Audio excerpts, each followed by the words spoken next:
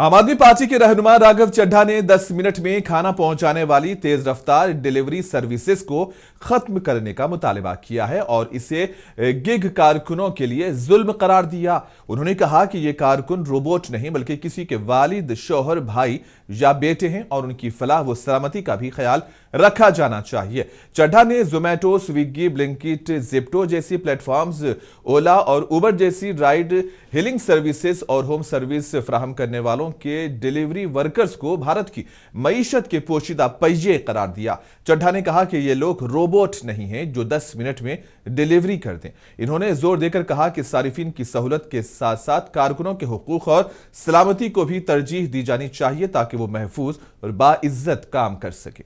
ये 10 मिनट की डिलीवरी का जो जुल्म है इसे समाप्त करना चाहिए।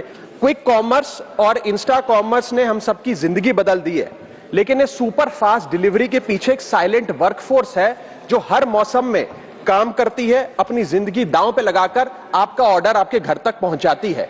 और इस साइलेंट वर्कफोर्स की छाती पे चढ़ के आज ये तमाम बड़ी ई कॉमर्स और इंस्टा डिलीवरी एप्स और कंपनीज $1 बिलियन की वैल्यूएशंस हासिल कर चुकी हैं, यूनिकॉर्न्स बन चुकी हैं। लेकिन इन गिग वर्कर्स की हालत आज भी एक दिहाड़ी मजदूर से भी बदतर है। 10 मिनट की डिलीवरी के लिए वो ओवर स्पीडिंग करता है, लाल बत्ती जंप करता है और अपनी जान को जोखिम में डालता है।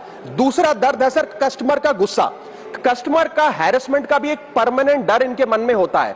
Third problem that they face sir is the dangerous working conditions, जिसमें कमाई कम और बीमारी ज्यादा है।